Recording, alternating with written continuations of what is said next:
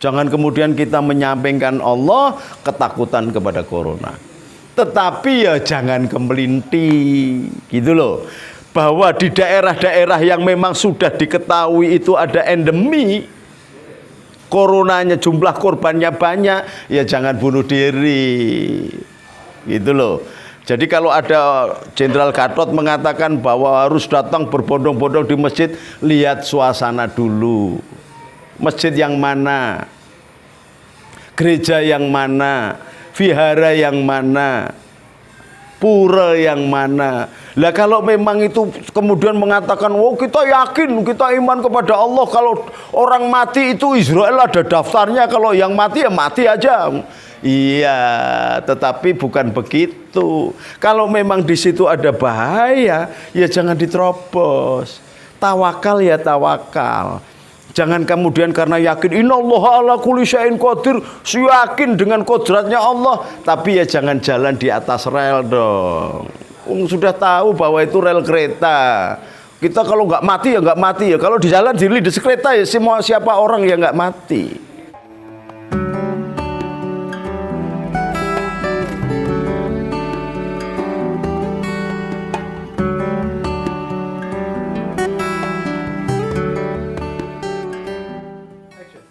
Assalamualaikum warahmatullahi wabarakatuh. Om Swastiastu, merdeka. Saudaraku, sebangsa dan setanah air yang dirahmati oleh Allah. Akhir-akhir ini dunia disibukkan oleh yang bernama corona. Berbagai pertimbangan muncul di mana-mana. Berbagai hoak, kekhawatiran, optimisme, dan pemikiran-pemikiran liar lainnya juga bermunculan di mana-mana. Rakyat makin bingung. Tetapi satu hal, saudara. Virus corona ini tidak sehebat pes yang dulu menelan puluhan juta orang meninggal. Tidak sehebat virus sampar atau sampar kuning yang menghabiskan pasukan-pasukan muhibahnya Vasco da Gama pada tahun 1600. Bahkan tidak sehebat kolera atau disentri. Bahkan tidak sehebat TBC, jantung, atau diabetes dalam skala korban. Oleh sebab itu saya justru melihat bahwa virus corona ini bisa dibedah dari berbagai sisi. Yang pertama adalah perang dagang. Maka saya katakan, yang perang ini Amerika lawan Cina. Keduanya sama-sama ingin menguasai hegemoni ekonomi, persenjataan, bahkan senjata-senjata pemusnah lainnya yang mengerikan. Karena apa? Karena ingin menjadi polisi dunia. Maka terjadilah pertarungan dolar, pertarungan yuan, pertarungan euro atau real atau macam-macam. Yang intinya adalah bermuara kepada teori merkantilisme. Seseorang dipicu dan dipacu untuk mengumpulkan uang untuk menguasai emas. Emas untuk menguasai kekuasaan, kekuasaan kembali lagi untuk menguasai emas. Maka kalau kita lihat, kalau Amerika dan Cina yang berperang, kok justru bangsa Indonesia sendiri yang bonyok, maka kita masuk min jumlatil jumud, bahasa Arabnya begitu. Artinya apa? Kita masuk lingkaran kebodohan dan menjadi korban langsung dari dua raksasa ekonomi dunia yang bernama Amerika dan Cina. Dari sisi ini kalau ini dijabarkan, apa yang terjadi saudara? Kalau kemudian orang kemudian beramai-ramai dunia melakukan lockdown, penutupan diri sendiri. Iran barangkali masih bisa kuat. Karena Iran selama ini mendapatkan embargo dari pemerintah Amerika dan dunia melalui PBB hingga 30 tahun atau 30 tahun lebih. Mereka masih kuat karena sudah terbiasa.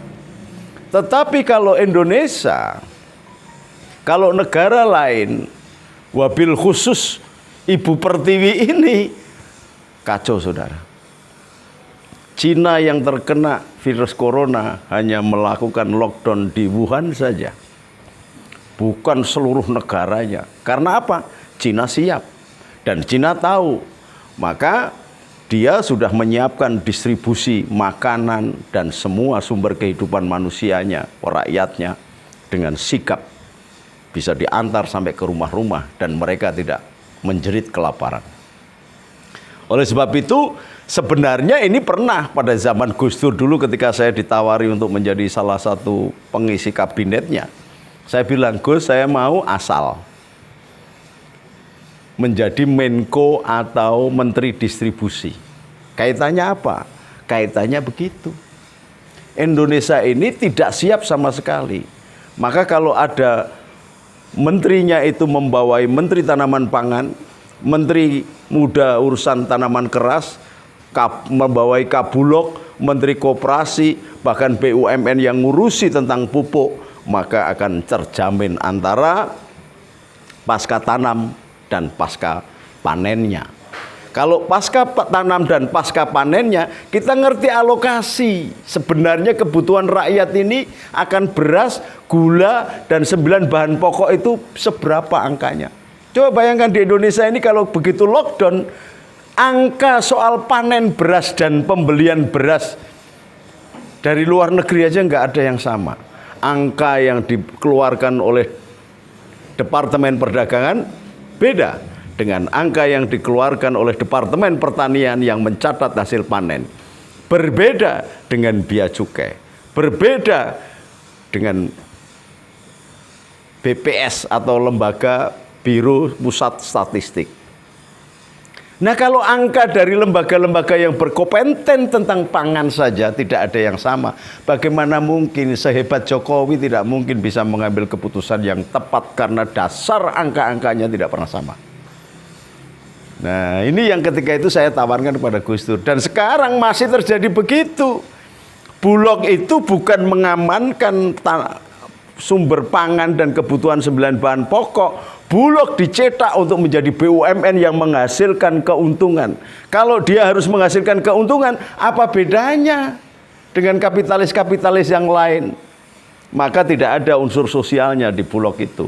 Dia hanya akan mencari keuntungan supaya dia bisa melaporkan kepada induk semangnya bahwa lembaga ini settle, baik, dan liquid. Rakyat pasti terkorbankan. Di samping itu, kemampuan Bulog menyerap hasil panen itu hanya 7-10% dari kebutuhan dari hasil panen di Indonesia. Maka bagaimana mungkin ketika Indonesia kemudian melakukan lockdown, hancur sudah. Jokowi tidak usah didemo berjilid-jilid oleh FPI, HTI atau 212 atau kelompok radikal, kelompok khilafah, tidak usah.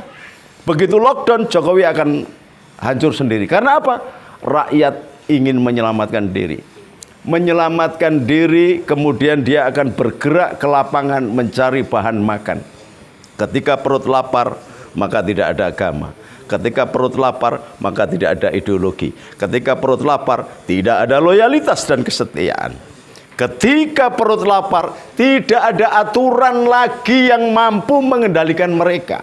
Rakyat akan bergerak ke kota-kota dan melakukan penjarahan-penjarahan. Maka senjata apa yang bisa digunakan untuk mencegah ini? Apa TNI akan menyediakan peluru untuk membedili rakyatnya sendiri? Apa polisi akan bedili rakyatnya sendiri? TNI Polri dibentuk oleh bangsa ini untuk mengamankan segenap tanah tumpah darah kita dan rakyat Indonesia. Jadi jangan coba-coba dilakukan lockdown. Menurut saya begitu. Pandangan yang lain adalah ketika kemudian corona ini disikapi dengan panik, ini yang berbahaya. Sekarang ini orang pating celomet. Yang satu mengatakan corona itu tentara Allah.